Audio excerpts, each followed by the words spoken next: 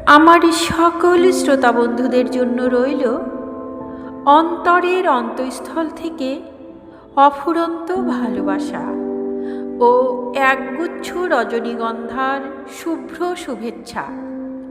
আশা করি সকলেই ভালো আছেন। আমি আবারও চলে এসেছি আপনাদের মজার গল্প শোনাতে। আমার আজকের গল্প প্রতিজ্ঞা পূরণ, কলমে প্রভাত কুমার মুখোপাধ্যায়। ভীষণ মজার গল্পটি, শুনতে থাকুন। ভবতোষ কলেজে ইংরেজি পড়িতেছে বটে, কিন্তু সেটা নিতান্ত অনিচ্ছার সহিত। ইংরেজি বিদ্যার প্রতি তাহার তিলমাত্র শ্রদ্ধা নাই। ইংরেজি পড়ে পড়েই দেশটা উচ্ছন্নে গেল, ইহাই তাহার মত। দেশে আর্যভাব ক্রমশই হ্রাস পাইতেছে। সেকালের সে শুভদিন ভারতে ফিরিবার আর উপায় থাকিতেছে না, এই বলিয়া ভবতোষ প্রায়ই আক্ষেপ করত। আত্মীয় স্বজনের তাড়নায় তাহাকে বাধ্য হইয়া ইংরেজি পড়তে হয়, নইলে তার ইচ্ছা নবদ্বীপ বা ভট্টপল্লীতে গিয়া কোনো টোলে প্রবেশ করবে। যাই হোক, ইংরেজি পড়া সত্ত্বেও ভবতোষ যেরূপ নিজের আচার ব্যবহার ও চিন্তা প্রণালী অক্ষুণ্ণ রাখিতে সমর্থন হইয়াছে, আজকালকার দিনে সেরূপ দেখা যায় না। ভবতোষ কলকাতায় মেসের বাসায় থেকে লেখাপড়া করিতেছিল। হঠাৎ একদিন পূজার ছুটি হলো। ভবতোষ বাড়ির জন্য নূতন বস্ত্রাদি খরিদ করে বাক্স পুটুলি বেঁধে গৃহযাত্রা করল। তাদের গ্রামটি কলকাতা হইতে অধিক দূরে না। সেদিন ভোরে ভবতোষের বিধবা মাতা গঙ্গা স্নান করতে গিয়েছিলেন। গঙ্গার ঘাট গ্রাম হইতে কিঞ্চিত দূরে। ঘাটে বহু সংখ্যক পরস্ত্রীর সমাগম হয়েছে। স্নানান্তে ঘাটে উঠেছেন। এমন সময় ভবতোষের মাতা দেখলেন তার একটি বাল্য সখী উপেন্দ্রোপাধ্যায়ের স্ত্রী। কি দিদি, ভালো আছো তো বলিয়া উপেন্দ্রবাবুর স্ত্রী ভবতোষের মাতার কাছে আসলেন। দুই সখীতে কুশল প্রশ্নোত্তর পর উপেন্দ্রবাবুর স্ত্রী বললেন, ভবতোষ বাড়ি এসেছে? এসেছে, তার ছুটিও ফুরিয়ে এলো, আবার কলকাতায় আসবে গিয়ে। উপেন্দ্রবাবুর একটি সুন্দরী ত্রয়োদশবর্ষী কন্যা আছে, তাহার নাম পুলিনা। মেয়েটি অবিবাহিতা। উপেন্দ্রবাবুর স্ত্রী বললেন, দেখো দিদি, আমার পুলিনার সঙ্গে তোমার ভবতোষের যদি বিয়ে দাও তাহলে বেশ হয়। ভবতোষের মা বললেন, আচ্ছা, বলে দেখবেন। ছেলে যদি রাজি হয় তাহলে এমনকি এই অগ্রহায়ণ মাসেই বিবাহ হতে পারে। মা যখন গৃহে ফিরলেন, ভবতোষ তখন বৈঠকখানায় বসে বঙ্গবাসীর উপহার পরাশর সংহিতার একখানি তর্জমা মন দিয়া পাঠ করিতেছিল। মা এসে বললেন, বাবা, বাড়ির ভিতরে এসো, একটা কথা আছে। ভবতোষ বই রেখে ধীরে ধীরে মাতার অনুগমন করল। নিজের কক্ষে নিয়ে গিয়া মা পুত্রকে বললেন, বাবা, এবার একটা বিয়ে করে ফেলো। তুমি আমার বড় ছেলে, বৌমার মুখ দেখব আমার কতদিনের স্বাদ, সে স্বাদ পূর্ণ করো। বলেছি, পূর্বে ভবতোষ বিবাহ করতে অত্যন্ত অসম্মত ছিল। পাঠোদ্দশায় বিবাহ করা উচিত নয়, কিংবা উপার্জনক্ষম না হলে বিবাহ করা উচিত নয়, এরূপ কোনো বিলাতি আপত্তি ভবতোষের ছিল না। তার আপত্তিটা অন্যরূপ এবং শাস্ত্রসঙ্গতও বটে। সে শুনেছে যে আজকালের নব্য স্ত্রীরা আর যথার্থ হিন্দু গৃহলক্ষ্মী স্বরূপ আবির্ভূত হন না। তাহারা অত্যন্ত বিলাসিনী ও বাবু হইয়া পড়িয়াছে। শাস্ত্রীয় রীতি অনুসারে স্বামীদিগকে ভক্তি টক্তি আর করেন না, পরন্তু স্বামীর সহিত সখ্য ব্যবহার করিতে উদ্যত।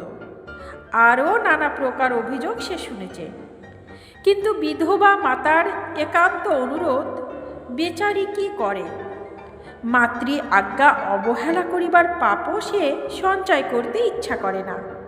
সুতরাং অল্পদিন হতে স্থির করেছে মা এবার অনুরোধ করলেই বিবাহ করবে, কিন্তু সে নিজের আদর্শ অনুযায়ী একটি মেয়ে বিবাহ করবে। এখন এ সম্বন্ধে ভবতোষের স্বাধীন চিন্তা প্রসূত অনেকগুলি মতাদি ছিল। তার বাসায় সহপাঠীরা সকলেই বিলক্ষণ অবগত আছে। রাত্রে আহারের পর ছাদের উপর যখন বাসার ছেলেদের একটি দণ্ডায়মান সভা সমবেত হতো, যখন অনেকগুলি সিগারেট যুগপৎ প্রদীপ্ত হইয়া উঠত, তখন অনেক সময় এই বিষয়ে আলোচনা হতো। তর্কস্থলে ভবতোষ কতবার বলেছে, যদি আমি কখনো বিয়ে করি, যদি করি তবে একটি কালো কুৎসিত মেয়ে বিয়ে করব। কারণ সুন্দর মেয়ে প্রায়ই দেমাকে হয়, শ্বশুর শাশুড়িকে ভক্তি শ্রদ্ধা করে না, স্বামীকে গুরুজ্ঞান করে না, সহধর্মিণী না হয়ে সহবিলাসিনী হয়ে ওঠে। তাছাড়া তারা অত্যন্ত বাবু হয়। একটু রূপ আছে বলে সে রূপকে ভালো করে সাজিয়ে প্রকাশ করবার জন্য ব্যতিব্যস্ত হয়ে থাকে। সাবান চাই, পাউডার চাই, ভালো ভালো শাড়ি চাই, সেমিজ চাই। স্বামী বেচারার প্রাণ ওষ্ঠাগত। দ্বিতীয়ত, লেখাপড়া জানা মেয়েও বিয়ে করব না, তারা খালি নভেল পড়ে আর তাস খেলে, স্বামীকে কবিতা করে চিঠি লিখতেই দিন যায়। গৃহকার্য হয় না, ব্রত নিয়মাদির তো সময়ই নেই, ছেলে মাটিতে পড়ে কাঁদে ইত্যাদি। এরূপ ওজস্বিনী বক্তৃতা শুনে ছেলেরা কেউ কেউ বলতো, আচ্ছা ভবতোষ বাবু, কার্যকালে কি করেন দেখা যাবে। ওরকম বলে অনেকে, বলা করার ঢের তফাৎ। এই সন্দেহ বাদে ভবতোষ আগুন হয়ে বলতো, আচ্ছা দেখবেন মশাই, দেখে নেবেন, আমার যে কথা সেই কাজ। মা যখন বারবার অনুরোধ করতে লাগলেন, তখন ভবতোষ সম্মত হলো। বলল, আচ্ছা মা, আমি বিয়ে করব, কিন্তু নিজে দেখে শুনে বিয়ে করতে চাই। শুনে মা অত্যন্ত খুশি হলেন। বললেন, দেখে শুনে বিয়ে করতে চাও? তা বেশ তো, একটি খাসা সুন্দর মেয়ে আছে, 13 বছরের। ভবতোষ শুনে চমকিয়া বলল, খুব সুন্দর নাকি? মা সোৎসাহে বললেন, খুব সুন্দর, মুখখানি যে একেবারে প্রতিমা মতো, যেমন নাম তেমনি চোখ, তেমনি কপালের রংটি যে একেবারে গোলাপ ফুলের মতো। ভবতোষ ধীরে ধীরে গম্ভীর সুরে বলল, সে তো আমি বিয়ে করব না মা। মা শুনে আশ্চর্য হলেন, কেন, কি হয়েছে? সুন্দর মেয়ে আমি বিয়ে করব না। তবে কি রকম মেয়ে বিয়ে করবি? আমি একটি কালো কুৎসিত মেয়ে বিয়ে করব। পাগল ছেলে, সকলেই সুন্দর মেয়ে বিয়ে করতে চাই, লোকে পায় না। সকলে করুক, আমি একটু অন্যরকম করব। বলতে বলতে ভবতোষের মুখমণ্ডল আত্মগৌরবে প্রদীপ্ত হয়ে উঠল। সে কি সকলের মধ্যে একজন? সে কি সকলের মতো বিলাসের জন্য বিবাহ করতেছে? মাকে একটু দুঃখিত দেখে ভবতোষ সমস্ত কথা তাকে খুলে বলল। সুন্দরী মেয়ে যে আদর্শ হিন্দু গৃহলক্ষ্মী কেন হতে পারে না, তা তাকে ভালো করে বুঝাইয়া দিল। শেষে বলল, তার প্রতিজ্ঞা স্থির, অটল, অচল। সেদিন আর জননী অধিক পীড়াপিড়ি করলেন না। ভবতোষের ছুটি ফুরিয়ে গেল, সে কলকাতা যাত্রা করল। উপরিউক্ত ঘটনার কয়েকদিন পরে একদিন পালকি করে উপেন্দ্র বন্দ্যোপাধ্যায়ের স্ত্রী ভবতোষের মাতার সহিত সাক্ষাৎ করতে আসলেন। প্রথম অভ্যর্থনার কুশল প্রশ্নাদির পর উপেন্দ্র বাবুর স্ত্রী জিজ্ঞাসা করলেন, দিদি, ভবতোষ রাজি হলো? ভবতোষের মাতা বললেন, বিয়ে করতে তো রাজি হয়েছে, কিন্তু তার আবার এক আজগুবি মত। কীরকম? প্রথমে বলল, আমি দেখে শুনে বিয়ে করব। আমি বললাম, তা বেশ তো, একটি খাসা সুন্দরী মেয়ে আছে, দেখে এসো। সে বলে, আমি সুন্দরী মেয়ে বিয়ে করব না, একটি কালো কুৎসিত মেয়ে বিয়ে করতে চাই। উপেন্দ্রবাবুর স্ত্রী শুনে বিস্মিত হলেন। বললেন, এমন অনাসৃষ্টি আবদারও তো কখনো শুনিনি। এরকম আবদার কেন, তা কিছু বলল? ভবতোষের মাতা তখন পুত্রের নিকট যেমন শুনেছিলেন সেরূপই বললেন, উপেন্দ্রবাবুর স্ত্রী বসে ভাবতে লাগলেন। কিছুক্ষণ বললেন, দেখো, তুমি এক কাজ করো দেখিনি দিদি, ভবতোষকে এই শনিবারে আসতে লেখো। লেখো যে তোমার যেরকম মেয়ে বিয়ে করার মত সেরকম মেয়ে একটি স্থির করেছি, তাকে দেখবে এসো। তারপর এলে রবিবার দিন বিকেলে আমার ওখানে পাঠিয়ে দিও, আমি সব ঠিক করে নেব। ভবতোষের মাতা সম্মত হলেন। ভাবলেন, হয়তো উপেন্দ্রবাবুর স্ত্রী মনে করেছেন ভবতোষ পুলিনাকে দেখলে আর বিবাহে অসম্মত হতে পারবে না। বাস্তবিক তা আশ্চর্য নয়, কারণ মেয়েটি খুবই সুন্দরী বটে। ভবতোষ শনিবার বাড়ি আসলো। পরদিন বিকাল একখানি ঘোড়ার গাড়ি করে চুল উস্কো খুস্কো করে গ্রামান্তরে উপেন্দ্র বন্দ্যোপাধ্যায়ের বাড়িতে গিয়ে উপস্থিত হলো। গিয়া শুনল সেদিন উপেন্দ্রবাবু বাড়ি নেই, কার্য উপলক্ষে স্থানান্তরে গিয়েছে। একটি যুবক মহা সমাদরে তাকে নিয়ে গেল এবং বৈঠকখানায় বসাইল। যুবকটি উপেন্দ্রবাবুরই ভ্রাতুষ্পুত্র। কিছুক্ষণ পর ঝি এসে সংবাদ দিল অন্দরে যেতে হবে। ঝি ভবতোষের মুখের পানে চেয়ে একটু ফিক করে হেসে গেল। যুবকটির সঙ্গে ভবতোষ অন্তঃপুরে প্রবেশ করল। তার মনে হলো চাকর বাকর সকলেই যেন হাসি লুকাইবার চেষ্টা করতেছে। ভবতোষ একটি কক্ষে উপস্থিত হলো। কক্ষটি উত্তম রূপে সাজানো। মধ্যস্থলে একখানি আসন পাতা রয়েছে। আসনের সম্মুখে রেকাবিতে ফল ও মিষ্টান্ন সজ্জিত। অল্প দূরে আর একখানি আসন পাতা রয়েছে। অনুরোধ ক্রমে ভবতোষ মিষ্টান্নের থালার সম্মুখে বসল। এমন সময়ে বাহিরে মলের ঝুমঝুম শব্দ উঠল। ঝি মেয়েটিকে লইয়া প্রবেশ করল। মেয়েটি অপর আসনখানিতে বসে ঘরের চতুর্দিকে কৌতূহলপূর্ণ দৃষ্টিপাত করিতে লাগিল। লজ্জায় ভবতোষের মস্তক অবনত। একটু একটু করে ফল খাইতেছে এবং আর চোখে মেয়েটির পানে চাইতেছে। মেয়েটির পরিধানে বেগুনি রঙের বোম্বাই শাড়ি, মাথাটি খোলা, চুলগুলি তেলে যে চপচপ করতেছে। মেয়েটির রঙটি মসিনিন্দিত, চক্ষু দুইটি ছোট ছোট, কোটরান্তর্গত। সে দুটি আবার অবিশ্রান্ত ঘুরতেছে। কপালটি উচ্চ, নাকটি চ্যাপ্টা, চিবুক নাই বললেই হয়। সম্মুখের দাঁতগুলি কিঞ্চিত দেখা যাইতেছে। ভবতোষের মনে হলো রূপ সম্বন্ধে মেয়েটির তাহার আদর্শের অনুযায়ী বটে। একটু গলা ঝাড়িয়া সাহস সংগ্রহ করে জিজ্ঞাসা করিল, তোমার নাম কি? মেয়েটি হঠাৎ ভবতোষের পানে চেয়ে কিঞ্চিত জিহ্বা বাহির করে বলল, তোমার নাম কি? আমার নাম জগদম্বা। এমন সময় যুবকটিও সেই ঝি তার পানে সরস কটাক্ষপাত করল। মেয়েটি তৎক্ষণাৎ বলল, জগদম্বা নয়, আমার নাম পুলিনা।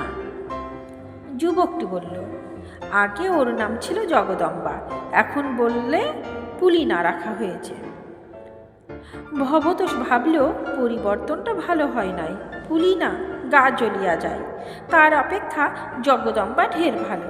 বিবাহ করে সে জগদম্বা নাম বহাল রাখবে। ভবতোষ জিজ্ঞাসা করিল, তুমি কি পড়ো?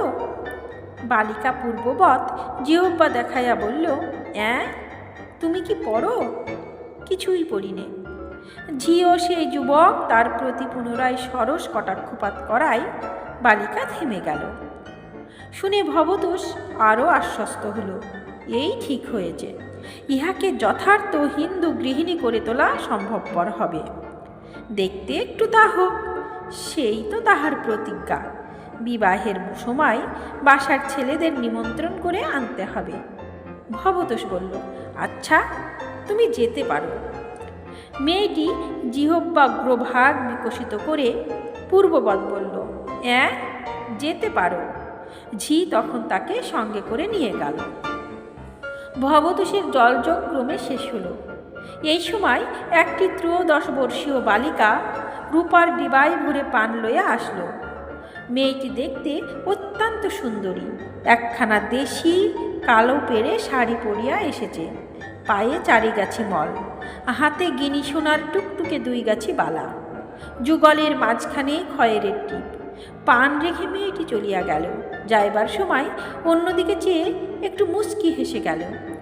ভবতোষ মনে মনে ভাবল, দেখো, এই একটি সুন্দরী মেয়ে, ধরো যদি ইহার সঙ্গে আমার বিবাহ হইত, তাহা হইলে কি আর রক্ষা ছিল? আমার সকল আদর্শ, সকল সংকল্প অতল জলে ডুবে যেত। বিলাস বিভ্রামে মজিয়া হয়তো আমি আমার মস্তিষ্ক বিকৃত হয়ে যেত। না না, আমি সুখের জন্য, আমোদের জন্য, প্রণয়ের জন্য বিবাহ করিতেছি না। আমি ধর্মের জন্য, সংযমের জন্য, আদর্শ হিন্দু গার্হস্থ্য জীবনযাপন করিবার জন্য বিবাহ করিতেছি। প্রতিজ্ঞা পূরণজনিত আত্মগৌরব ভবতোষের মনে উছলিয়া উঠতে লাগিল। যুবকটির সঙ্গে ভবতোষ বাহিরে আসিল। ঝি আসিয়া ঈষৎ হেসে বলল, বাড়ির মেয়েরা জিজ্ঞাসা করছে, মেয়ে পছন্দ হয়েছে? ভবতোষ সগর্বে বলল, হয়েছে। গাড়িতে আস্তে আস্তে ভবতোষ মনে মনে অপরাহ্নের ঘটনাগুলি আলোচনা করতে লাগলো। গ্রামের পথ দিয়ে আসতেছে, কত যুবতী মেয়ে কলসিতে জল ভরে বাড়ি ফিরতেছে। সে সকল মেয়ের মুখগুলি ভবতোষ একটু মনোযোগের সহিত দেখতে লাগলো। তাহাদের মধ্যে সুন্দরী মেয়ে আছে, কালো মেয়েও আছে, কিন্তু জগদম্বার মতো অত কুৎসিত একটি মুখও দেখতে পাইল না। গাড়ি ক্রমে মাঠের মধ্যে এসে পড়ল। তখনও তাহার মন আত্মীয় জয়ের উৎসাহে ভরপুর। তথাপি মনে মনে ভাবতে লাগলো, সে কালো মেয়ে বিবাহ করতে প্রতিজ্ঞা করেছিল বটে, কিন্তু একেবারে এত কুৎসিত না হইলেও ক্ষতি ছিল না। যাহা হোক, পছন্দ হইয়াছে যখন বলিয়া এসেছে, তখন সে আলোচনার ফল কি? এই অবস্থায় ভবতোষ বাড়ি পৌঁছল। মা জিজ্ঞাসা করলেন, কি বাবা, মেয়ে পছন্দ হলো? হ্যাঁ, পছন্দ হয়েছে। তবে সব ঠিক করো, এই অগ্রহায়ণ মাসেই হোক তাহলে। আচ্ছা, বলে ভবতোষ অন্যত্র চলে গেল। মা দেখলেন ছেলের মন যেন ভার। ভাবলেন, সুন্দর মেয়ে বিবাহ করব না বলে অনেক লম্ফ করছিল, এখন রাজি হয়েছে, তাই বোধহয় ছেলের লজ্জা হয়েছে। ভবতোষ রাত্রে কিছু আহার করল না। বলল, উহাদের বাড়ি অনেক খেয়ে আসছে, ক্ষুধা নাই। তখন তার মন হইতে আত্মজয় ও প্রতিজ্ঞা পূরণজনিত উৎসাহ অনেকটা কমে আসছে। রাত্রে শয়ন করে জগদম্বার মুখখানি যতই সে ভাবতে লাগলো, ততই তাহার বুকের ভিতরটা যেন হিম হইয়া উঠতে লাগলো। মনে হতে লাগলো, যদি অত কুৎসিত না হয়ে শ্যামবর্ণের ওপর মুখ চোখগুলো একটু মানানসই হতো, তাহা হইলে মন্দ হতো না। সোমবারে উঠে ভোরের ট্রেনে ভবতোষ কলকাতায় যাত্রা করল। মা বলে দিলেন, বিবাহের আর 10 দিন মাত্র বাকি আছে। 2 দিন পূর্বে ভবতোষ যেন বাড়ি আসে। বাসায় পৌঁছিলে সহপাঠীরা দেখিল ভবতোষের মুখখানি যেন মেঘের মতো অন্ধকার। ভবতোষ গিয়া নিজ কক্ষের মধ্যে উপবেশন করিল। কি ভবতোষ বাবু, খবর কি? বলতে বলতে রজনীবাবু, শরৎবাবু, রাখালবাবু, সতীশবাবু, কুমুদবাবু, উপেনবাবু প্রভৃতি এসে উপস্থিত হলেন। ভবতোষ বাড়ি যাইবার সময় ইহাদের সকল কথাই বলে গিয়াছিল। খবর কি ভবতোষ বাবু? ভবতোষ একটু কাষ্ঠ হাসি হেসে বলল, খবর ভালো। তারপর সকলে প্রশ্ন করে মেয়েটির রূপ, গুণ, বয়স প্রভৃতির সমস্ত খবর জেনে নিল। শরৎবাবু হঠাৎ জিজ্ঞাসা করলেন, মেয়েটির নাম কি? ভবতোষ নাম বলল। তা শুনে সকলেরই মুখে একটু একটু হাসি দেখা দিল। কেবল নৃপেনবাবু আত্মসংযম হারাইয়া উচ্চস্বরে হেসে ফেললেন, হা হা হা হা, জগদম্বা, হি হি হি হি, বেশ নামটি তো। শরৎবাবু বললেন, নৃপেনবাবু, এটা এমনই কি হাসির কথা, হাসছেন কেন? নৃপেনবাবু বললেন, না, হাসিনি, হি হি হি হি, হাসবো কেন, হা হা হা হা হা। রজনীবাবু বললেন, না, নামটি মন্দ কি, পৌরাণিক নাম। তোমাদের আজকালকার জ্যোৎস্নাময়ী, সরসীবালা, তড়িৎলতা, মণিমালিনী এইসব নাটকে বুঝি ভালো? ভবতোষ সিংহাসনে গম্ভীরভাবে মাথাটা নাড়তে লাগলো। এ সকল বিষয়ে তার পূর্ব উত্তেজনা আজই যেন আর নাই। বিবাহের আর 9 দিন বাকি আছে। এই 9 দিন যে ভবতোষের কি অবস্থায় কাটলো তা সেই জানে। বাসার লোকেও কিছু কিছু জানতে পারছিল। জগদম্বাকে ভবতোষ যতই মনের মধ্যে ভাবে, ততই তাহার বুকের ভিতরটা অন্ধকারে ভরে যায়। ভবতোষ কলেজে যায়, কিন্তু লেকচার কিছুই শুনতে পায় না। ক্ষুধার জন্য বাসায় সে বিখ্যাত ছিল। এখন তার পাতের অন্ন ব্যঞ্জন অর্ধেকের বেশি থাকে। ভবতোষ কারোর সঙ্গে হাস্যলাভ করে না, সদাই অন্যমনস্ক থাকে। বাসার লোক তাহাকে বলতে লাগলো, ভবতোষ বাবু, প্রেম ব্যাধির সমস্ত লক্ষণগুলি ক্রমে আপনার মধ্যে প্রকাশ পাচ্ছে। রাত্রে বিছানায় শুয়ে ভবতোষ আর সহজে নিদ্রা যায় না, কেবলই এপাশ ওপাশ করে। অতি কষ্টে যখন নিদ্রা আসে, তখন কেবল বিভীষিকাপূর্ণ স্বপ্ন দেখে। একদিন স্বপ্ন দেখল জগদম্বা যেন কালো মূর্তি ধারণ করেছে। তাহার অল্প পরিমাণ রসনা ভবতোষ যা দেখেছিল তা যে অর্ধেক বাহির হয়ে পড়েছে, তার যেন দুইটা নতুন হস্ত উৎপন্ন হয়েছে। তার এক হাতে যেন রক্তমাখা খঞ্জ, অপর হাতে যেন ছিন্ন মুণ্ড তুলিতেছে। মুণ্ডটা যে ভবতোষের মতো দেখতে। আর একদিন স্বপ্ন দেখল ভবতোষ যেন একটা কণ্টকময় জঙ্গলে পথ হারাইয়া ফেলেছে, আকুল হয়ে পথ খুঁজে বেড়াইতেছে। এমন সময় একটা মহিষ যে তাকে তাড়া করে আসলো, মহিষের পরিধানে যে একখানি বেগুনি রঙের বোম্বাই শাড়ি, তার মুণ্ডের স্থানে যে জগদম্বার মুখ, কেবল তাতে দুইটা শৃঙ্গ বাহির হয়েছে। যখন বিবাহের আর 3 দিন মাত্র বাকি আছে, তখন ভবতোষ ভাবল মাকে একখানি পত্র লিখে এ বিবাহ বন্ধ করে ফেলবে। সেদিন অসুস্থতার ভান করে সে কলেজে গেল না। সমস্ত দিন একাকী ঘরে বসিয়া মাকে একে একে অনেকগুলি চিঠি লিখে ছিঁড়ে ফেলল। বাসার লোকেরা যখন শুনবে যে বিবাহ ভাঙ্গিয়া গিয়াছে, তখন তারা কি বলবে? তাহাদের উপহাস বিদ্রূপ সে মেকআপ করে সহ্য করিবে কি করে? সেদিন রাত্রে শুইয়া ভাবতে লাগিল, কাকেও কিছু বলিয়া সে পশ্চিমে পলাইয়া যাইবে। উঠিয়া প্রদীপ জ্বালিয়ে টাইম টেবল উল্টাইয়া দেখতে লাগল, কিন্তু প্রভাতে আবার তার মতের পরিবর্তন ঘটল। ছি ছি, শেষে কি এক কাণ্ড কারখানার পর সে ভীরু নাম গ্রহণ করবে? তা হবে না। প্রতিজ্ঞা সে পূরণ করবে, তারপর তার অদৃষ্টে যাই থাক। যথাদিনে সে বাড়ি গেল, যথাসময়ে সে বিবাহ মণ্ডপে উপস্থিত হল। সেখানকার লোক সমাগম, আলোক ও কোলাহলে আজ 10 দিন পরে তার চিত্ত অনেকটা স্থির হল। বিবাহ আরম্ভ হইল। তখন ভবতোষের চিত্ত নির্বিকার। তখন তার মনে ভয় বা নৈরাশ্য কিছুই নাই। ক্রমে স্ত্রী আচারের সময় আসলো। শুভ দৃষ্টির জন্য বর ও কন্যার মাথার উপর বস্ত্রাবরণ পড়ল। কন্যার পানে চেয়ে দেখে ভবতোষ আশ্চর্য হয়ে গেল। এ তাহার 10 দিনকার বিভীষিকা নিদ্রার দুঃস্বপ্ন জগদম্বা না? এ সেই চমৎকার সুন্দরী মেয়েটি যে রূপার ডিব্বায় পান রেখে গিয়েছিল। ফুলশয্যার রাত্রে যখন ভবতোষ তার নববধূকে কথা বলার জন্য বিশেষ চেষ্টা করে অকৃতকার্য হইল, তখন একটা বুদ্ধি করিল। সে শুনেছিল যে নববধূ কিছুতেই কথা কহে না, সেও আপনার আত্মীয় স্বজনের অপবাদ শুনলে তৎক্ষণাৎ প্রতিবাদ করে থাকে। তাই ভবতোষ বলিল, তোমার মা আমার সঙ্গে এ চাতুরি করলেন কেন? পলিনা তখন বলল, আমি সুন্দর বলে তুমি নাকি আমায় বিয়ে করতে চাওনি? কেমন জব্দ! ভবতোষ এ পর্যন্ত এ প্রহেলিকার মীমাংসা করিতে পারে নাই।